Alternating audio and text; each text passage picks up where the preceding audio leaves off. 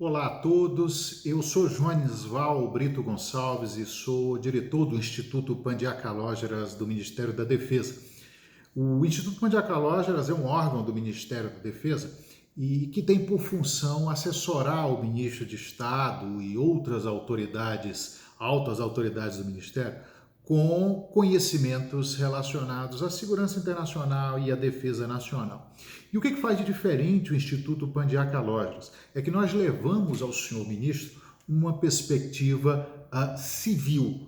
Perspectiva essa que é resultante da nossa interação, do nosso relacionamento com a sociedade civil, com órgãos congêneres, com outros centros de reflexão, com think tanks do Brasil e do exterior. Então, nesse sentido, é essa missão do Instituto Pandiacalógeras, levar essa perspectiva civil ao ministro de Estado da Defesa sobre assuntos de caráter estratégico. E fundamental para a gente é exatamente a interlocução, como eu disse, com outros entes da sociedade civil e também da administração pública. E, em razão disso, eu quero agradeço muito ao convite aos amigos do IPEA, o IPEA que é uma referência há décadas e com o qual nós temos estreitado os laços no Ministério da Defesa por meio do Instituto Pandiacalógeras, do IPC. Muito obrigado ao IPEA pelo convite. É sempre uma satisfação estar com os amigos tratando de temas tão interessantes e obrigado a vocês por acompanharem o nosso seminário. Peço desculpas, no horário do seminário eu estou em outras atribuições, eu estou inclusive em deslocamento no horário do seminário e é por isso que eu deixei gravado a minha comunicação. Sem maiores delongas, o tema é muito interessante. A gente pretende conversar um pouquinho aqui com vocês sobre orçamento de defesa e projetos estratégicos. Bom, ao tratar de orçamento de defesa e projetos estratégicos, nós temos que ter alguns aspectos em mente a considerar. É fundamental que para tratar de orçamento de defesa, a gente considere as suas especificidades. O orçamento de defesa é diferente de qualquer outro orçamento da administração pública em razão dessas especificidades. Né? Então, uma primeira observação que eu trago aqui para vocês é que não adianta olhar o orçamento de defesa apenas sob uma perspectiva contábil, uma perspectiva fiscal. Certamente aqueles que assim o fizessem incorreriam em grandes erros. Né? Orçamento de defesa é diferente, gente. Orçamento de defesa é bem diferente, gente. E não são só números, não são só contas quando a gente olha um orçamento de defesa. Quando a gente olha um orçamento de defesa, a gente está pensando muito em questões que são essenciais à segurança da nação e à sobrevivência do país. Portanto, são questões que são essenciais à nossa soberania. E aqui eu chamo a atenção para um trabalho muito interessante que foi feito recentemente. Foi uma nota técnica produzida pela Instituição Fiscal Independente, lá do Senado, que foi uma nota técnica sobre orçamentos de defesa pelo mundo. Né? E essa nossa nota técnica, por que ela é interessante? Porque ela traz uma análise muito rica das contas públicas do Brasil relacionadas à defesa e também faz um comparativo com outros países. Então, eu recomendo muito essa nota, a nota técnica 45, de 3 de setembro de 2020, da Instituição Fiscal Independente. E dessa nota, a gente pode fazer algumas análises e a gente pode entender alguns aspectos da defesa. Agora eu chamo a atenção para o seguinte, também de uma nota como essa, muitas vezes o economista, pura e simplesmente, que não foi o caso da instituição fiscal independente, diga-se de passagem, foi um trabalho muito bem feito, mas uma leitura fria dos números como eles estão expostos ali na nota, que tem uma análise muito boa, mas uma leitura de alguém que desconheça aqueles temas, pode incorrer em erro ou uma má interpretação. O que eu estou querendo dizer com isso? Vamos partir de um dado, por exemplo, da nota 45, e que poderia ser interpretado por alguém que não conhecesse a área, interpretado adequadamente. Eu estou aqui com um dado da nota, tem um gráfico, por exemplo, que vale muito a pena, é o critério de valor pago em termos de porcentagem do PIB, né? As 4 despesas públicas por função: assistência social, defesa nacional, educação e saúde no Brasil agora em 2020. Saúde seria 1,73% do PIB, as despesas por função, o valor pago de 1,73% do PIB. Já a educação, 1,44%, assistência social, 1,32%, e aí a quarta despesa, você me pergunta, sim, qual é a quarta despesa? Exatamente defesa, que corresponderia ao valor pago até agora, em 2020, de 1,16% do PIB. E aí você vai me dizer, nossa, esse é um valor alto, também é um valor alto quando eu penso, poxa, a quarta despesa da administração. E aí eu tenho que chamar a atenção para as peculiaridades dessas despesas com defesa. Dessas despesas com defesa que envolvem, além de pessoal, naturalmente, é uma das grandes folhas de pagamento em razão do número. Esse é o nosso contingente. Nós precisamos de um contingente como esse ou não precisamos, aí já é uma discussão que a sociedade tem que ter. Mas os números previstos em lei são esses, do número de militares, e nesse sentido é uma despesa significativa, 80% dessa despesa é com pessoal, alguma coisa com custeio e uma parte relativamente menor com investimentos, e aí onde estariam os nossos projetos estratégicos. É grande? Eu vou dizer para você, é muito aquém do que nós precisamos para um país das proporções do Brasil. Se nós observarmos, por exemplo, os dados do CIPRE de Estocolmo sobre porcentagem do PIB aplicada à defesa, eu vou passar alguns para vocês aqui. Por exemplo, em 2019, 4,9% do PIB dos Estados Unidos foi aplicado em defesa. Foram aplicados em defesa. Na China, 2,7%, Rússia, 3,6%, Estados Unidos, 3,4% do PIB. China, os dados que se tem, não se tem muita certeza sobre isso, seria algo em torno de 1,9%, Índia, 2,4%, Rússia, 3,9% do orçamento do PIB russo é para a defesa. A Arábia Saudita seria algo em torno de 8%, diz o CIPRE. E França, 1,9%, Alemanha, 1,3%, o Reino Unido, 1,7%. E o Brasil, onde é que estaria nisso? O Brasil aplicaria, ou aplicou em 2019, 1,5% do seu PIB em defesa. Com isso, o país, algo em torno de 1,5%, de fato 1,4%, com isso o Brasil poderia ser visto erroneamente como um dos grandes orçamentos, um dos países que mais gasta com defesa no mundo. Isso não é verdade, porque, repito, uma parte significativa disso vai para a rubrica de pessoal, né? E também para o custeio. Investimento sobra muito pouco. Se nós pegarmos a América do Sul, por exemplo, nós estaríamos comparados agora em 2019 à Bolívia. O Brasil com 1,5%, a Bolívia com 1,4% do seu PIB, enquanto o Chile aplicaria 1,82%, o Equador 2,29%, a Colômbia, que passou por anos de guerra civil e hoje busca uma aproximação com a OTAN, a Organização do Tratado do Atlântico Norte, 3,15%.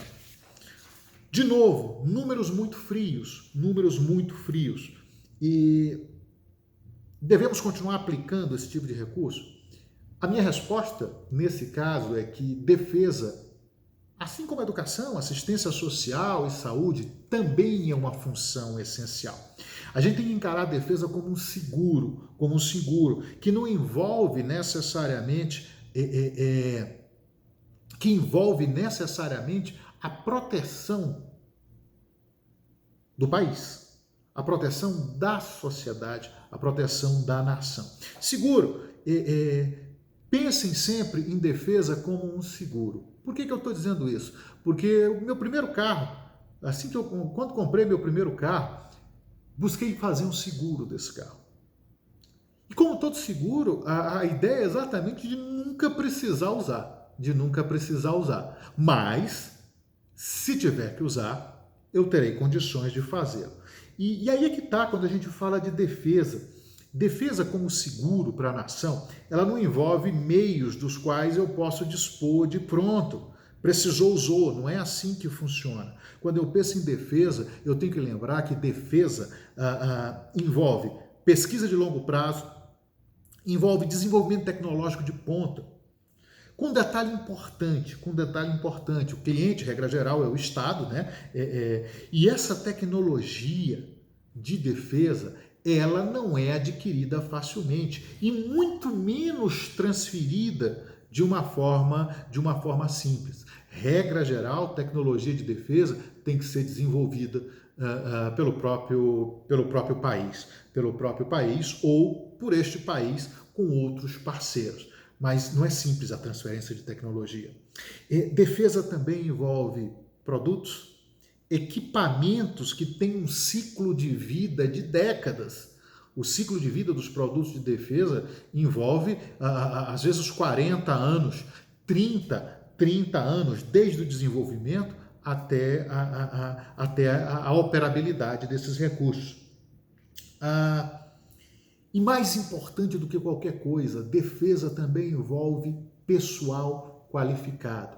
Pessoal qualificado para usar essas tecnologias, usar esses meios. É o que a gente chama, quando a gente fala de defesa, envolve adestramento. E esse pessoal tem que estar adestrado e aprestado para, em caso de necessidade, ser acionado e agir adequadamente. E envolve também uma indústria de defesa, eu já falei disso, que tem que ser própria, envolve pessoal, envolve meios e tecnologias muito específicas. Mas aí você vai me perguntar, para que eu preciso de tudo isso? Nós temos ameaça quando falamos de defesa? Muita gente acha que a gente não tem ameaça, né? E muita gente acha que o mundo está mais pacífico. Só que eu tenho que contar uma história para vocês. Não está.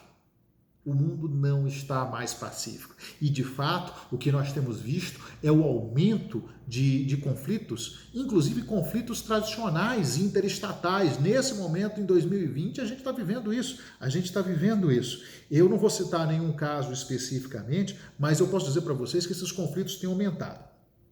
Também é bom chamar a atenção para um outro detalhe. Muitos especialistas dizem que nós estamos vivendo, ou estaríamos entrando, ou começando uma nova Guerra Fria. E quando a gente pensa numa Guerra Fria, é sempre bom lembrar, que pelo menos é o que mostra a experiência, é o que mostra a história, e a gente tem que aprender com a história, quando se fala numa nova Guerra Fria, eu estou falando de conflitos que não acontecem diretamente entre os polos contendores. Geralmente, na Guerra Fria, os conflitos acontecem onde? Na periferia, envolvendo os dois grandes polos ou áreas de influência desses dois grandes polos. E é aí que a gente pensa, numa situação como essa, nós precisamos nos defender? Sem dúvida nenhuma, sem dúvida nenhuma. É claro que nós precisamos. A gente precisa ter capacidade de dissuasão, até para não trazer esses conflitos para a nossa área de interesse, até para não trazer esses conflitos para a nossa região. E é por isso que a gente precisa de Forças Armadas. E é por isso que a gente precisa de Forças Armadas em condições efetivamente de defender a pátria, de defender o país contra uma agressão externa. E a gente precisa de Forças Armadas também para garantir a paz, para garantir a nossa defesa e para garantir a paz. E aí que entram os projetos estratégicos. Esse é o tema desse evento e eu vou deixar isso para os vários especialistas que vão falar aqui sobre esses projetos estratégicos. O que eu queria trazer para vocês era uma visão muito mais política da questão. Como esse vídeo está sendo gravado e eu não vou ter tempo para perguntas, eu vou roubar um pouquinho do tempo de vocês e para chamar atenção para mais uma coisa. A gente precisa de projetos na área nuclear, a gente precisa de projetos na área cibernética, a gente precisa de projetos na área espacial, até para fazer frente às novas realidades do século XXI, as mudanças que têm acontecido, inclusive a mudança também na guerra. O fenômeno da guerra passou por mudanças muito intensas nos últimos 100 anos. E nós temos que estar atentos a essas mudanças e em condições de fazer frente a elas. Mas a gente também precisa, por exemplo, de uma força de superfície e uma força de submarinos capazes de negar o uso do mar, a alguma potência agressora ou alguma potência com pretensões antagônicas que venham entrar no das nossas águas jurisdicionais, na nossa zona econômica exclusiva, de quase incluída aí a plataforma continental das nossas águas jurisdicionais, de quase 5 milhões de quilômetros quadrados. A gente precisa de uma força naval, de superfície, de força de submarino, capaz de negar o uso do mar e dissuadir essas potências que porventura não têm interesse aqui. A gente precisa de capacidade militar terrestre para garantir, por exemplo, a integridade do nosso território. Para garantir as nossas fronteiras, para proteger as nossas fronteiras. A gente precisa ter capacidade militar terrestre também. Aeronaves nem se fala, necessitamos pelo menos ter algo como superioridade aérea. Se supremacia é impossível, superioridade aérea, ao menos dentro da nossa região. Ao menos dentro da nossa região, na América do Sul, para neutralizar eventuais ameaças que adentrem o nosso espaço aéreo, E aí você continua me perguntando, será que há ameaças? E a gente precisa estar atento a elas. E a gente precisa estar atento às novas tecnologias, a gente tem que ter capacidade de lidar com essas tecnologias e a gente precisa, portanto, de capital humano, precisamos investir nesse capital humano e precisamos também de uma indústria de defesa própria, autônoma, uma base tecnológica industrial de defesa nacional que consiga gerar capacidades que nos garantam a defesa. Para isso, a gente precisa adquirir o que a gente produz. E a gente precisa de orçamento para isso. Toda a indústria de defesa, ela tem como seu primeiro cliente o país onde ela se estabelece, né? Porque se o próprio país não comprar, quem é que vai comprar aqueles produtos? E a gente precisa de orçamento para isso. A gente precisa de orçamento e a gente precisa de continuidade orçamentária que justifique esses projetos. Então, com isso eu concluo e você vai me perguntar, sim, mas eu preciso de tudo isso. É um seguro, ok, mas e se eu nunca usar esse seguro? A minha resposta para você vai ser a seguinte: ótimo, que bom, porque se você não precisar usar esse seguro, se você não precisar usar as nossas capacidades de defesa, se nós não precisarmos como nação, como país, usar as nossas capacidades de defesa, isso é ótimo. Sabe por quê? Porque todas as outras capacidades poderão ser usadas. Então, enquanto eu não estiver usando essas capacidades de defesa, eu vou estar tranquilo, sabendo que estarei usando todas as outras na área de saúde, educação, saneamento, ou seja, poderei garantir que estou vivendo em paz. É simples assim. E concluo agradecendo muito a IPEA por esse convite, agradecendo a vocês pela atenção e lembrando que eu aprendi 3 coisas quando o assunto é defesa. 3 coisas que eu vou compartilhar com vocês. Eu tenho mais de 20 anos de experiência nessa área e das várias coisas que a gente aprende todo dia. 3 coisas eu queria chamar a atenção para concluir a minha fala. Primeiro, Santos Dumont, nosso pai da aviação, ele dizia o seguinte: se eu quero voar, eu tenho que pensar alto, eu tenho que olhar para o alto. E quando eu estou voando, quanto mais alto eu estou voando, mais estável eu vou ficar. Porque a instabilidade acontece quando eu me aproximo do solo. Então, a gente tem que voar alto e pensar alto. Eu também aprendi nessa minha vida lidando com defesa que foi uma frase muito interessante que eu ouvi de um amigo, um oficial general de 4 estrelas, recentemente, inclusive. Ele chamou a atenção para uma coisa: a guerra não é como um negócio que pode dar errado e eu faço outro. A guerra não é como uma campanha eleitoral, uma eleição que eu perco, mas que eu sobrevivo e tenho a próxima eleição. Esse oficial general me chamou a atenção para um detalhe. Ele disse que na guerra, a derrota simplesmente não está em consideração. Simplesmente não está em consideração. O que eu estou querendo dizer com isso? É impossível, é inconcebível, simplesmente, em caso de guerra, uma derrota. Porque se isso acontece, nós temos o debelácio e aí tudo está perdido. E uma terceira coisa que eu aprendi trabalhando com defesa nesses anos todos, vem de uma frase de Rui Barbosa. Rui Barbosa dizia que esquadras não se improvisam. Esquadras não se improvisam.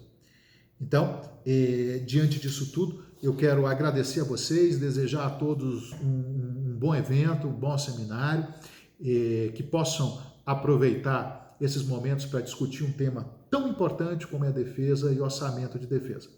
Tenham um bom evento, até a próxima, abraço!